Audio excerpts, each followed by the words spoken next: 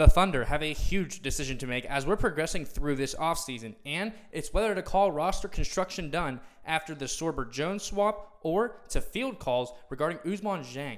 We're going to look at two articles that came out today talking about the potentially odd man out in OKC. We're going to look at what he's done on both levels of the organization in his time since he was drafted, and we're going to take a look at the possible benefits that would occur if we were able to make a move and open up another roster spot. But before we get into that, just want to say, Gabriel Ebersole here with Thunder Digest, where we are at 6.2 thousand subscribers, and we're trying to hit 7,000 by the end of this month. So make sure you guys are subbed up so you stay up to date with all things offseason. Me and Bryson got you guys covered with trades, signings, hopefully no more injuries, summer league, anything OKC news related, we got you covered all in one spot. So make sure you're subbed up and notified so you stay up to date. Without any further ado, let's take a look at this article that came out first from Sports Illustrated earlier today.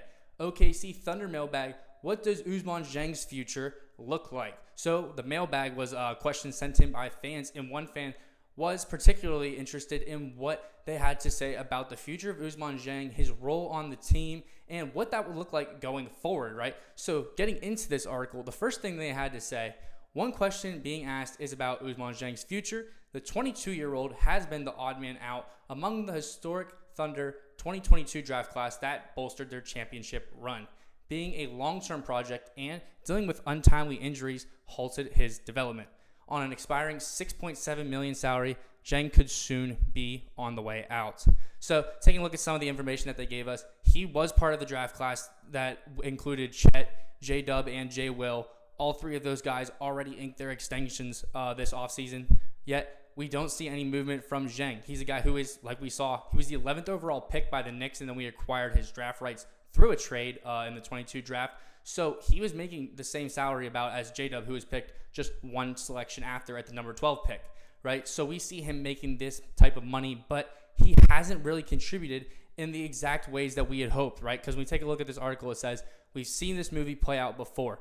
Odds are Jiang will be moved, either this offseason or at the trade deadline. Why? He hasn't shown enough in 3 seasons to warrant a second deal, even with the caveat that we all understood the first 2 seasons were going to be spent as developmental years. So they're saying they haven't seen enough out of Jiang at the pro level, at the G League level, developing through the organization. He has been injured in a few untimely spots in his time here, but nonetheless, they're saying in the article they haven't seen enough out of him to warrant an extension, a second deal, any sort of continuation with the organization, right? So let's take a look at what he has done in his time here, right? We're taking a look at a guy who's played 3 seasons like we saw, and his minutes have dropped less each season. I think that's the first thing that needs to be noted.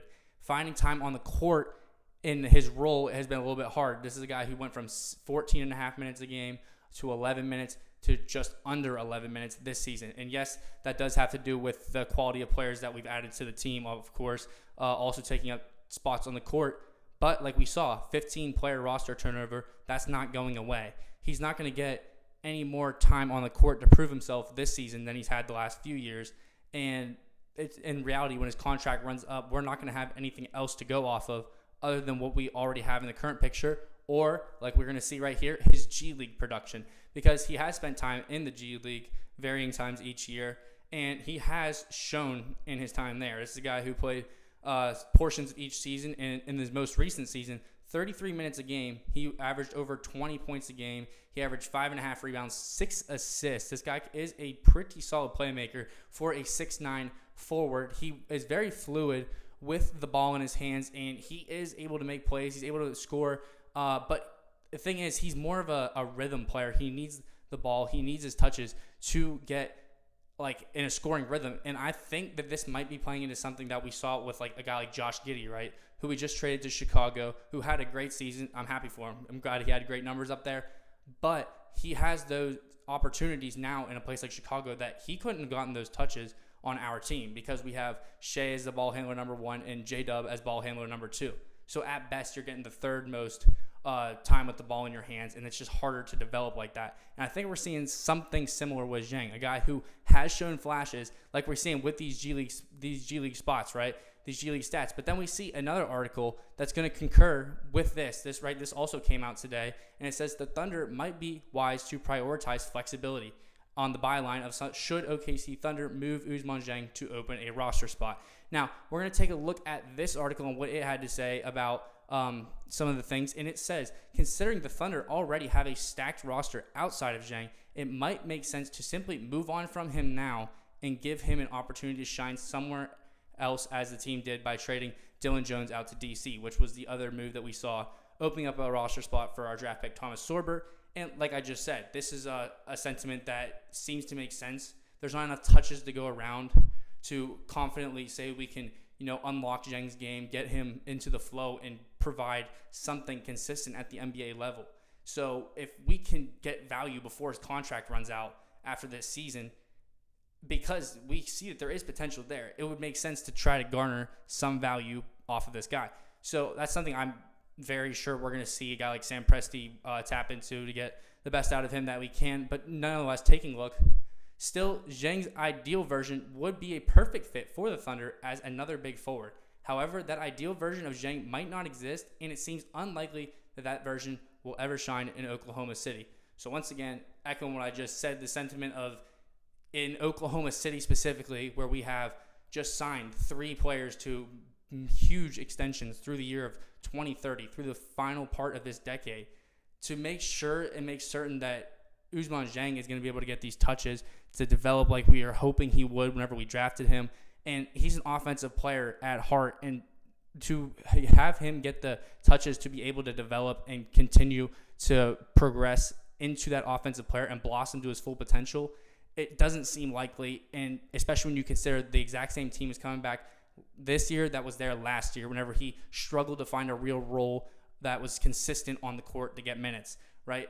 And this was a guy who has shown flashes. He's shown potential, and we just need to sell that dream to another team. However, there is another thing that they did want to note, and they do go on to say, also important to mention that Dieng won't be the headliner in any deal he's included in. He'll be a nice flyer for another team and could be the final selling point for a trade, but won't be the main piece.